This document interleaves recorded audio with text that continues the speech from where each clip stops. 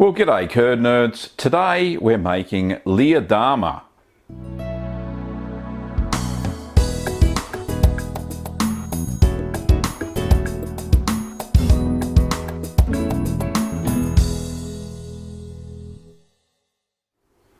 Now, Leerdammer is a cheese from the Netherlands, and it was first created by a guy, there's always a guy, or a girl, in 1914. And he was looking for something in between Emmentaler and Gouda. So what he did, created a recipe, as you do, and came up with something like Leerdammer. Now this is going to be a holy cheese. Well, it's going to have eyes in it. Now I've got it encased in wax because that is the best way to mature your cheese that needs eye development. If you vacuum pack it, you're kind of stifling the room that it needs to grow eyes. So I've got it in wax, and this is now in its eye forming phase. Anyway, you'll learn more about that during the video. So join me on a trip on how to make Leerdammer. So we're using quality milk from Inglenook Dairy. This is unhomogenized milk, but it is pasteurized. The ingredients for this cheese is 12 litres or 12 quarts of whole cow's milk, 2 litres or 2 quarts of semi-skimmed milk, which is about 1% fat, 1/4 of a teaspoon of thermophilic culture, 1/8 of a teaspoon of propionic shamani, 3.75 or 3/4 of a teaspoon of calcium chloride diluted in 60 millilitres of cool non-chlorinated water, 3.75 millilitres or 3/4 of a teaspoon of liquid rennet, that's single strength, diluted in 60 millilitres or 1/4 of a cup of cool non-chlorinated water. We're also going to need some saturated brine at 18%, and we're also going to need some cheese wax, which I don't have on the list here. So if you've got any cream bits on top, I just whisk those in, but start heating your milk up to 31 degrees Celsius or 88 Fahrenheit. There goes the last of the skim milk in there. And then we add in the thermophilic starter culture and the propionic shamani. Now I've already added those in, I forgot to press the record button. And we allow the cultures to rehydrate for 5 minutes. So 5 minutes later, we're going to stir those in thoroughly through the milk.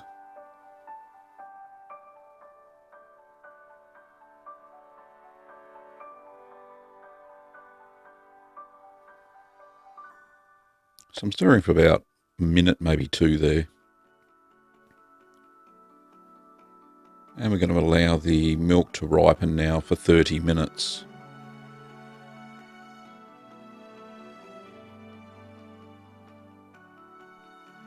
So 30 minutes later, the cream's floated back to the top, so we're going to stir that in a little bit first. So I'm using a top to bottom motion there, trying to get the cream mixed back into the milk again. Now I'm going to add the calcium chloride solution, then mix that in thoroughly.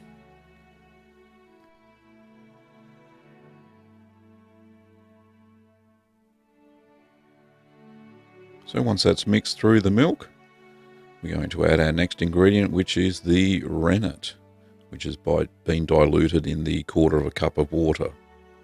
So give that a good stir through, no longer than 1 minute.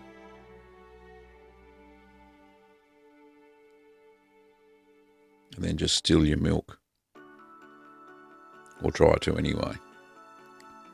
So we're going to cover that, and we're going to allow it to set for 40 minutes at 31 Celsius, 88 Fahrenheit.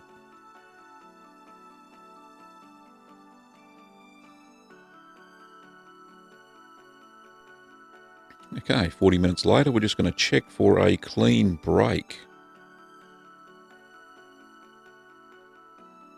That's a little bit sloppy for my liking, so I'm going to wait another 10 minutes.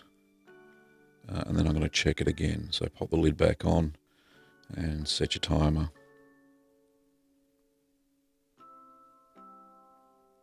Okay, 10 minutes later, let's have a look at it.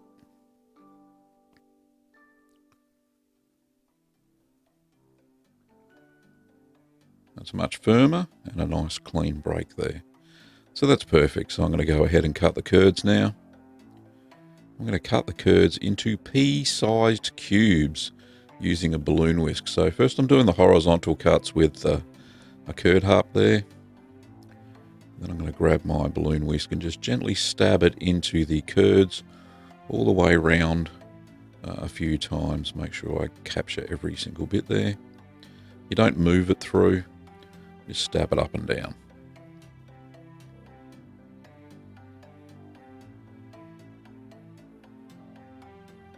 Trying to get any of the large bits there. There we go. I think I've got most of them there. Okay, cover that up again. And we're going to let the curds heal for 5 minutes.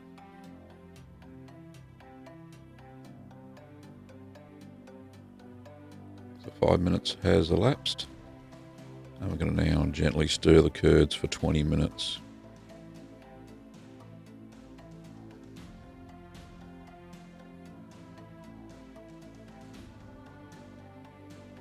So any large bits, try and cut those with the side of the spoon, as I'm doing there.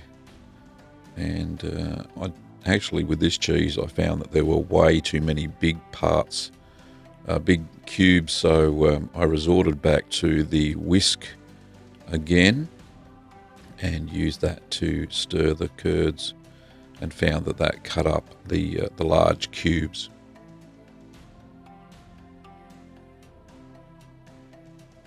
So I gave up about there and broke out the whisk again. There we go. So much better, because any large bits won't fit through the wires and they'll cut up naturally. There we go.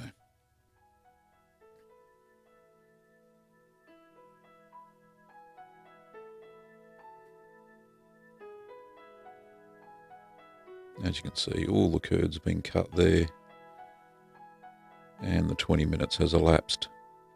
So the curd size is fairly small now. So we're going to allow the curds to settle for 5 minutes before we move on to the next step.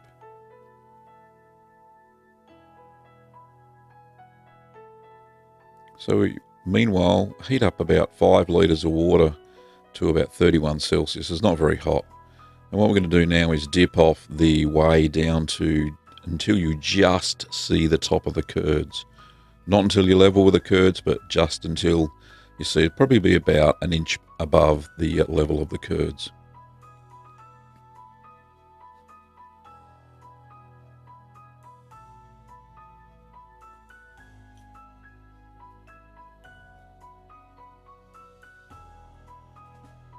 So it makes dipping a lot easier when you've got a sieve as well, because you don't capture any curds in your cup. Okay, we're going to replace with an equal amount of warm water so that the overall temperature comes up to, or stays at actually, 31 Celsius or 88 Fahrenheit.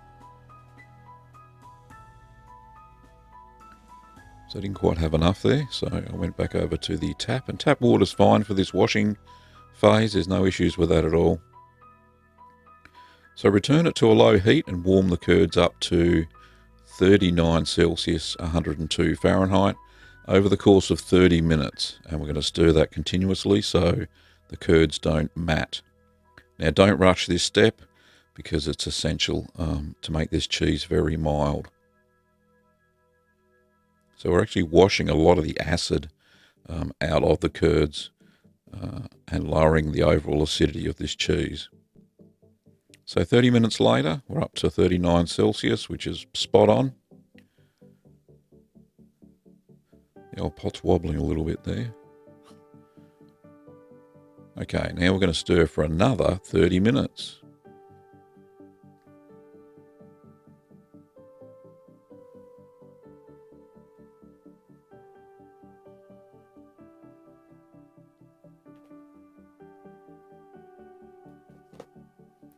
So 30 minutes later, the curds will be about that size. It's about the size of a baked bean now, I think, a little bit less.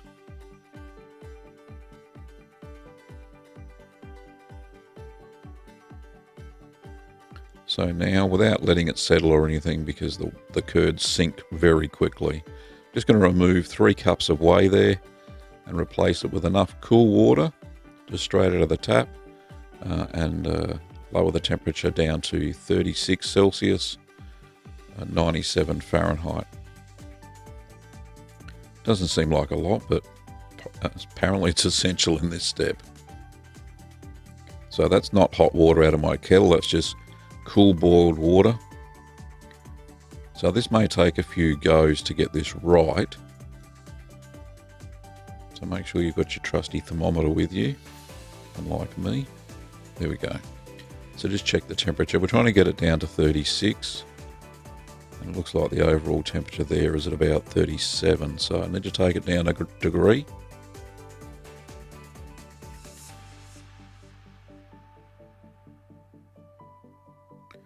So I'm going to add a little bit more cold water.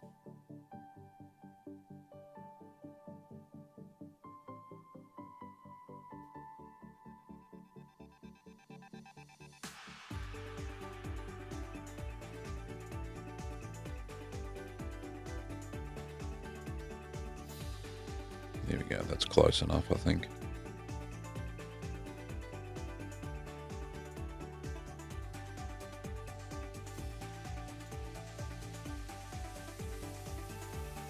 Perfect. And now we've got the temperature down. We're going to just allow that to settle now, so they all sink to the bottom for 10 minutes.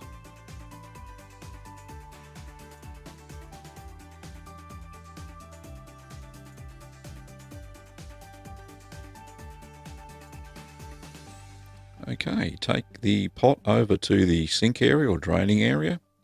Now see what I've got there? I've got my basket underneath the cheesecloth in the colander. So this makes it a lot easier to just pour the whey straight through, because the curds have all shrunk to the bottom. And we can just manually put the curds into the basket evenly, so you don't get an uneven pressing later on. So this seemed to work okay.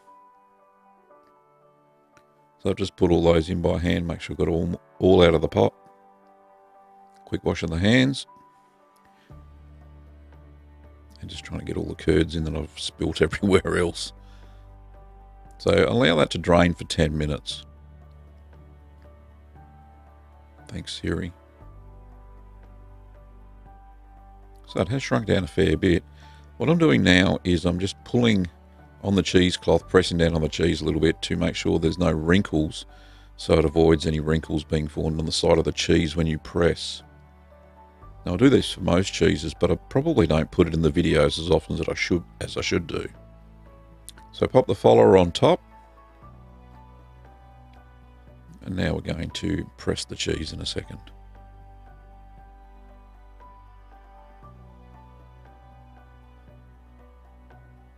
So we're going to press it at about 11 kilograms or 24.25 pounds for 15 minutes.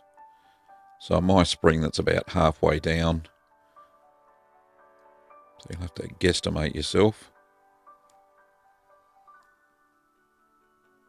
So it's not a very heavy pressing.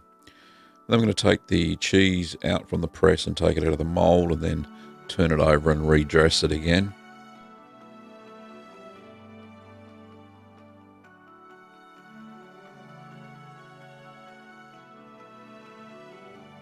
Yeah, looking nice so far. Now if you find that the cheese sticks to your cheesecloth, give it a spray with vinegar, and that helps level out the acidity, and the cheese won't stick to it. Now we're going to repress that at 11 kilograms, 24.25 pounds for 4 hours now.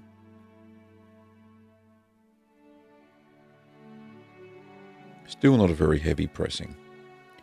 And that's it for pressing. So we're going to move on to the brining section now. So take it out of the mold.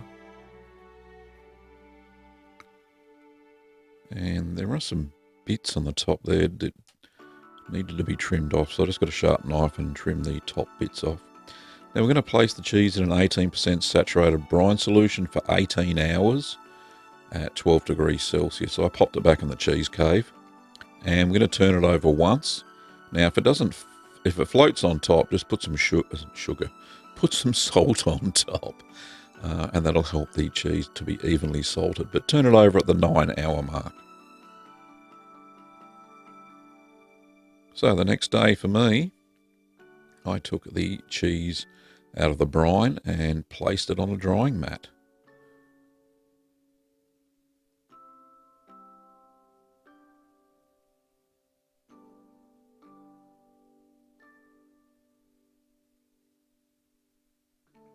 So we're going to air dry the cheese now for 2 days and turn roughly every 6 hours until it's touch dry. So once it's touch dry, we're going to wax the cheese. So heat your wax up to 75 Celsius, 167 Fahrenheit. That's all you need to have it at. And then we're going to coat the cheese with 2 to 3 layers of wax. Trying to make as least amount of mess as you can. So this cheese absolutely has to be waxed. It can't be vacuum packed because that'll inhibit the growth of the eyes in this cheese. Leerdammer is a holy cheese. So we're going to ripen it in the kitchen fridge at 4 degrees Celsius or 39 Fahrenheit for 2 weeks. And we're going to turn it daily whilst it's in the fridge. So this is a good cheese to make if you haven't got a cheese cave. And then after that 2 weeks, we're going to ripen it at 18 Celsius or 65 Fahrenheit for 4 weeks and turn it daily. Over to Gav. So there you have it. Leerdammer, fairly simple along the lines of Gouda. However, you add, as you saw, propionic shamani, which is a CO2 or carbon dioxide developing bacteria, and it creates the nutty flavour that this is known for and the eye formation. So I've got this sitting in my office right now, and it's about 18 degrees on average during the day, which is what I need to mature this at for the next 4 weeks. So in 4 weeks time, we'll have a taste test. So nice quick cheese, this one, very mild flavour, but it should have a slight nuttiness to it. Anyway, thanks for watching, Curd Nerds. Appreciate your time as always. Don't forget that you can pick up kits to make cheese over at littlegreenworkshops.com.au. And if you haven't checked out our Patreon page, please take the time to do so, because it's the patrons that keep this show running. Well, thanks for watching, Curd Nerds, and I'll see you next time.